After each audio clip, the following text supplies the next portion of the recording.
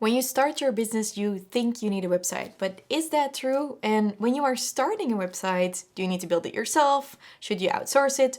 What should it cost? All of those questions and more are answered in this episode. Hello, and welcome to the Fast Forward Amy Show, the show where we lift your life and business with simple strategies. I'm Fast Forward Amy, your host and coach, and I'll bring you a new episode every Tuesday. I remember when I started out with my own online business and I was super overwhelmed. I was like, do I need a website? When do I need a website? What should be on it? It needs to be the perfect website. What should I do with my Instagram? All kinds of stuff was happening, and truth be told, I was not focused on the right stuff. I did end up launching my website. Now, you gotta know, this is before the time that I actually knew that it was also really important to publish lead magnets. So what I did do back then is I did set up a newsletter that was on my website. So I was busy building a website, connecting it to an email service provider and all of that stuff. But I was very focused on building the website and not focused on actually making sure that people were going to get to my email list, which is the first tip I would give you if you are wondering about what to do with your website when you are in the starting phases of your business. I highly recommend you focus on building your email list first and then focusing on your website. I'm going to be even more bold and I'm going to say, if your question is, do I need a website when I start my business? The answer is yes, and the answer is no. And I'll preface this by saying, a lot of people are going to hate me for recording this episode. A lot of people make a lot of money by really, targeting or hunting young entrepreneurs and taking all of their money by building a website for them that gives them no control of their own website whatsoever. So not all website builders are bad. Before anyone starts hating, I just want to help you with a few answered questions through the woods or the forest of you thinking, should I outsource this? How much should I pay? Which platform should be used? When should I do this? What needs to be on my website? And how do I even get started? So we're going to just walk through all of those things. So maybe you already have a website, you want to do it differently this time around, or something else. Doesn't matter. We're just going to get into it. So do you need a website to start your business? The answer is not necessarily. What you need when you are starting your business is you need proof that what you have to offer is something people want to pay you for, which almost sounds like me telling you to prostitute yourself. That is not what I was saying. I want to talk about your ideas, your offers, and your perfectionism.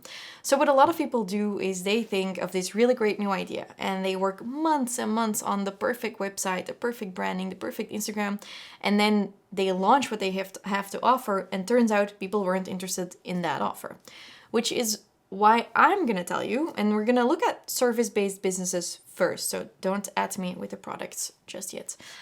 When you have a service you want to offer, chances are it's very low investment for you when you are starting out. For example, you offer fitness coaching.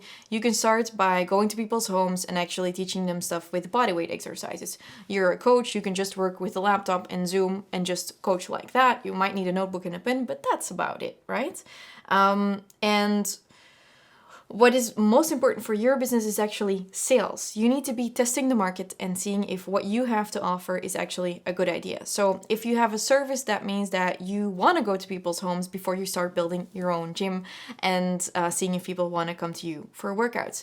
If you have products to offer, you want to first buy a bunch of samples and then test out if people are actually willing to pay for what you have to offer. Because there's this perfect sweet spot that we will picture up here so you can see it, which is like there's 3 circles, and it's one of the causes why people go wrong with their business in the first place, or why they don't make money. Namely, you want to look at what you love doing and what you're really good at.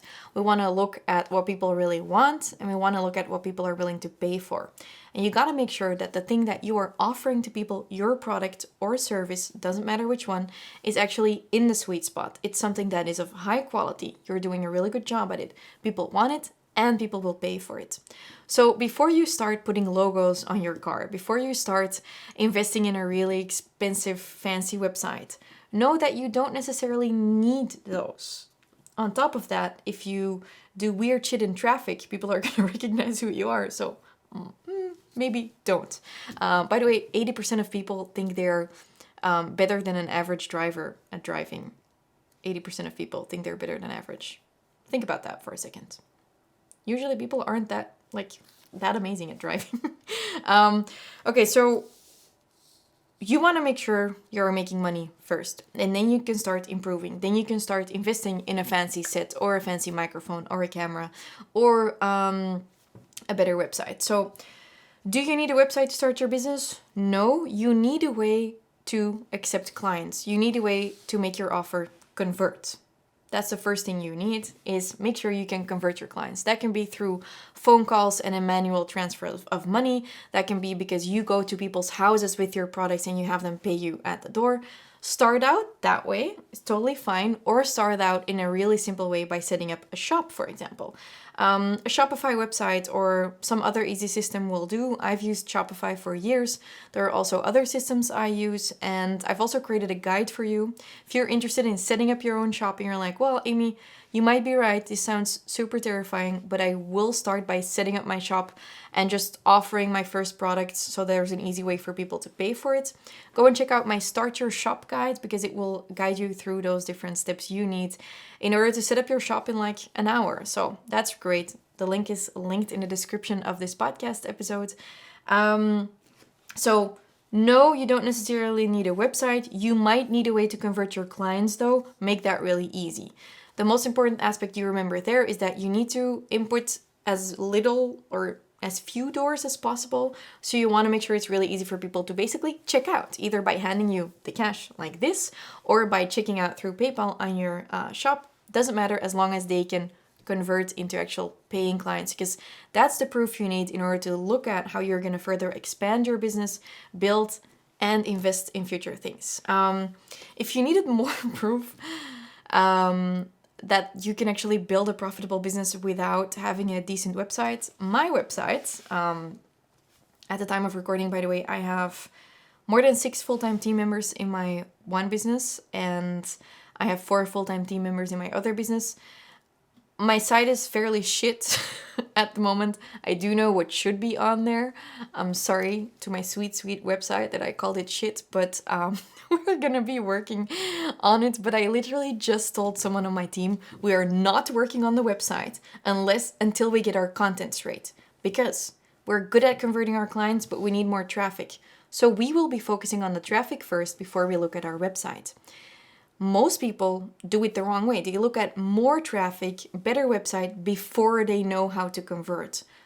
So just remember, that's really important. Now, if you have products, especially, having a better shop will be more important, quicker. And again, there you can start with a Shopify website. It's totally fine. By the way, if you want a free trial for Shopify, you can go to fastforwardamy.com/Shopify for a free trial. I only recommend things I personally use. I might get a commission if you end up using it through my link though. So also that is linked in the article of this episode. Okay, so when do you need a website? At the point where, like us, you see that there is a lot of leakage coming from your website. So for us, for example, a lot of people go to our website and they click on the one-on-one coaching page. A lot of people are looking for coaching from me. A lot of people go there to find all of the resources. I had an appointment with the bank for a loan for my house. They looked at my website. Could have been more prepared for that. So at a certain point in your business, it is important to think of the fact that your website does represent your brand. It represents your brand, but if you don't have a brand, there's no use in having it. That's kind of the way I look at it. And I know it's controversial. I know it's not how other people look at it, but yeah, honestly, who are you going to believe more? The brother of your sister's boyfriend who tells you you need a website that's coded in a really difficult language, or me, who's built up a business from nothing into multi-million-dollar business? Gonna leave it there. So when you do start building your website, you could choose to outsource it fully. I'm not a big fan of someone having you pay like thousands of euros for your website. If you do that, make sure you have a really good idea of what you want. Draw it all out, what you want, what you're looking for. Look for examples of what you want. And make sure that you do have full control of your own website. What you don't want to do is you don't want to get a customized website when the time is not right, but we've covered that. Get a customized website that you then end up not knowing how to wield yourself, how to use yourself, because you want to be able to upload a new blog post. You want to be able to change your menu. All of that, you do need that control. So make sure that you have that control and you don't go too far into outsourcing it, or have really good arrangements with those people. Don't think that you'll work with that person forever and ever, because working with someone for your website always starts out well until it doesn't. Okay, I said it. I am... Side note, someone on my team actually creates websites and she's sitting behind the screen here. Shout out to my team. So she's still smiling, but she's not super happy that I'm saying this.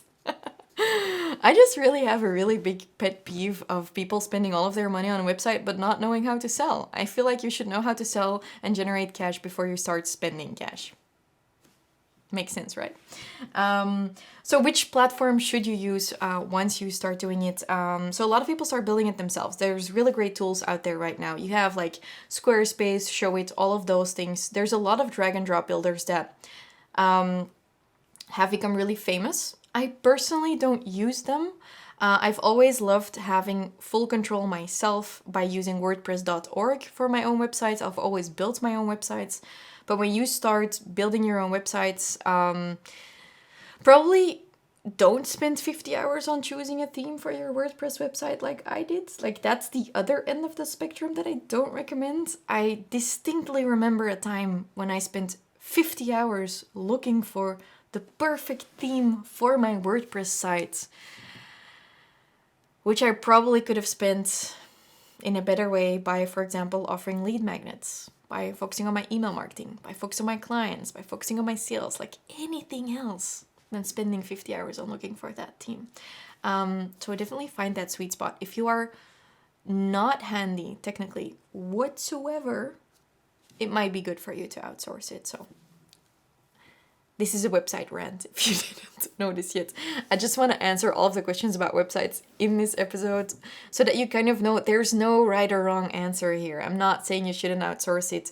I'm just saying be careful and make sure you have full control of your site and that you actually know how everything works. And it shouldn't be that difficult, by the way. So overall, there's a few really great drag and drop builders, like what I just said, like Showit, Squarespace. I've heard great things about it. Have seen clients really thrive with it. Their websites are definitely prettier than my website. On the other hand, make sure that when you use those types of sites, you also look at what the effect of that has on your search engine optimization. Because usually the more drag and drop there is in there, the more themey it is, the worse your SEO gets. That's just kind of like generally that happens. Which is, I think, you want to do two things with your website. You want to make sure that people who know the address of your website or who know your name get there and they actually do the thing you want them to do. For me, that means they get into my Business Freedom Elevator program or on the waitlist. Like, that's the target of my website. Or you want people to discover you and then learn more and then end up doing that thing. So either we use our website as like a bucket where we catch people, or we try to put out feelers through the internet, the interwebs, and we try to find new people to come to our website so we can then catch them. The goal is always to catch them. So speaking of that, when you are starting out and you're like, okay, Amy, I want to test my minimum viable product. I'm not going to set up that first website. Then what should I do? In my opinion, what you should do then is set up either like a waitlist page, a landing page, a one-pager, which you can set up on your website itself if you've already bought like a domain name and stuff, or through something like Leadpages where you're like, put a placeholder of, hello, on this address there's going to be a website. If you want to get notified, insert your details here. This is how you can reach me. Whatever you end up doing, however long it takes you to build your final website or to have it built, make sure that people can always reach you. So you don't want it to stop on your Instagram. Let's say you have an Instagram account, you have a domain name. and you're like, no, but I'm still building, I'm not ready yet, my web shop isn't done yet, then make sure that you have like this door built, which is a landing page where people can insert their email address and they get a discount once you launch your first products, for example. Or when you are offering a service and you're already offering it, but you just don't have a website because you can't decide between your perfect packages. Newsflash, perfect packages don't exist. You just gotta start offering stuff to people. Make sure that you have a landing page quick, like set up through a simple one pager or through just like an email opt-in box where it's like, hey, here's my contact information. Give me a call, text me, email me. Make sure people can reach you. That's just necessary anyways, okay? Otherwise, they can't come and hand you the cash. By the way, I know this sounds very rude or crude. I already regret making this episode. But it's not just about money, but I feel like if your product sucks, you're gonna find out because people are gonna hate it. If your service isn't good, you're gonna find out because you're gonna experience that with your clients. And you just learn so much more from working with clients than by working on the theory. And that's what this episode and all of my coaching is about. It's always about taking action. And I'm not saying that you need to revert to those extremes I'm teaching here. You shouldn't do anything you don't want. I'm just trying to push you to thinking of things in a little bit of a different light instead of thinking of the picture perfect way you see other people doing it. Check in with yourself and look at what you want to do. My guess is you want to offer people great products. You want to offer people a great service. So make sure you do that first before you start focusing on all of the shiny other stuff. So let me see. We already talked about using WordPress.org is my preferred way, not WordPress.com, WordPress.org. If you need a website or not, should you outsource it or not? How much should your site cost you? When you start out, you can get hosting for not a lot a month, like I think a couple of dollars or anywhere between like $3 and $20 you can get your hosting per month. Your domain name is probably going to cost you $12. If you're looking for domain names, please do that in like a private browser so the websites don't know you actually want to buy that domain name. At least I think so. And what I also want to say is when you buy your domain name, preferably you just buy the domain name and have the hosting in one spot. It will save you a lot of effort afterwards. But when you do buy it, make sure you buy it somewhere where you can easily redirect it without your site having been made. So I know GoDaddy does that, for example, but I know Bluehost doesn't allow you to do that. So those are just some big names. I can't verbally say affiliate links, so you're gonna have to go to my Start Your Shop download in order to get my links for the sites I recommend you use. But it's just some things that you want to avoid. You want to avoid having this domain name on a shitty website for years and years and problems with the connection. So in general, especially for my Belgian listeners, I know there's these really popular new up and coming people creating hosting sites and stuff, but make sure you get support. Make sure there's customer service for stuff like websites. You really don't want to be left hanging because once launch day is there, you want to make sure you can launch and everything is open instead of then everything crashing. So just make sure you have some fail-safes in there. Some things to know. On your website, one of your most visited pages after a while will be your testimonials page. So if you get some testimonials, put them on there. If you don't have testimonials, make sure you go and get them and put them on your website. Some bonus tips: add photos, add names, add dates, add actual screenshots of your testimonials that will all like drive up the actual social proof that you want to offer people.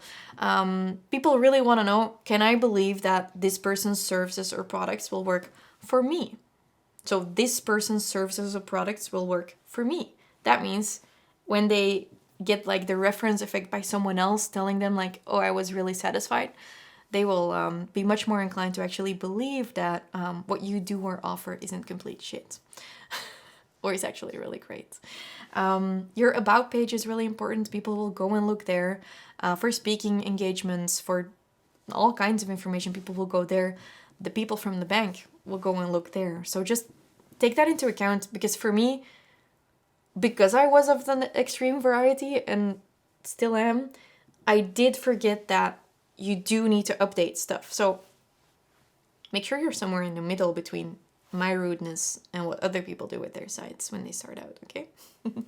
The load time of your website is really important. So what happens a lot is people will be like WordPress.org and then like plugins with all kinds of drag and drop stuff, and then your website just doesn't load whatsoever. The load time is really important. People are so distracted online. So when you finally get people to your page, make sure they actually want to stay on your website and actually use it as a little browsing mini interweb piece where they want to hang. That's always been my goal for my sites.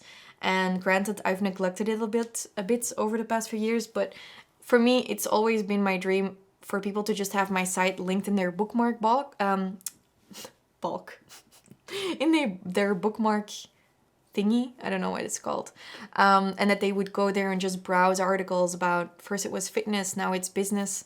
And I remember a few years ago when I saw someone in their stories filming their desktop and I could see that my website was in that browser thing. And I was so flattered. That was such a fun moment for me to see. And right now for me, that's going to be a focus again to really build that site into a vault of information for people so they can come and hang and learn there and grow as business owners. So in order to do that, you want to pay attention to those testimonials, that load time. In general, though, basically you just want people to be able to use your website. And you can see that in the stats if you install Google Analytics, for example. But you could also take your mom and open your website on her computer or have her go there and look at how she browses your website. If you can make sure that she can browse your website, you're going to optimize it.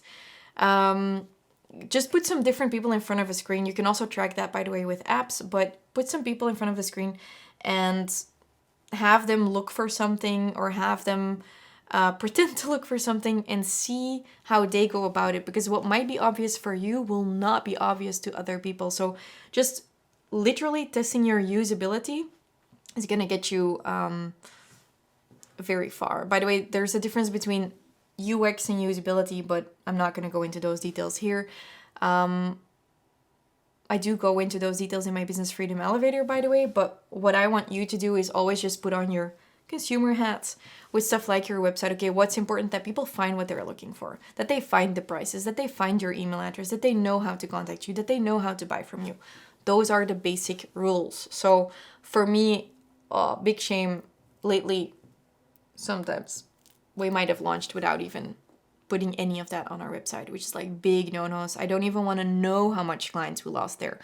And other people in my position wouldn't be telling you about that. But you know what? I focused on sales and then I lost sales because we weren't offering it amazingly on the website. But now I have something I can optimize, which is also really exciting. And now I know it's going to pay off. So yeah. What you can also do is when people ask you a lot of questions online, if you have a bigger personal brand or people just keep asking you questions, as you go, you can start building up resources. So for me, something that's not related to my work, but people ask me about a lot is, for example, my Kindle. I use a Kindle ebook. I read a lot. So I linked it up on my website with an affiliate link. Does it pay the bills? No. But it is easy to refer people to, because I also have an article on how you can listen to audiobooks on your phone with a free trial, because I literally know that that's something difficult. So it doesn't only get clicks because people DM me and I send them the link. It also just gets clicks through general Googling because people end up there and then they use my link. So for affiliate purposes, you can really use it.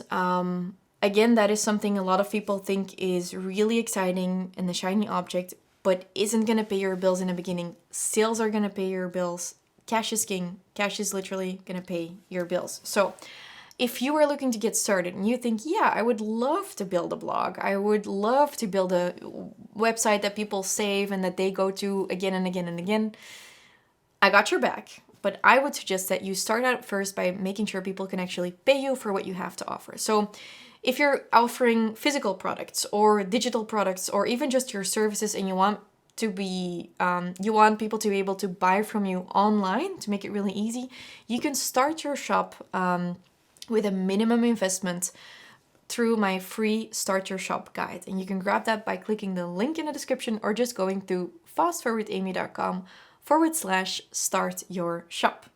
I'm Amy from Fast Forward Amy. You can find me on Instagram. I hope you don't hate this episode, or that you didn't hate this episode. I'm very sorry to everyone I insulted, and see you next week, Tuesday.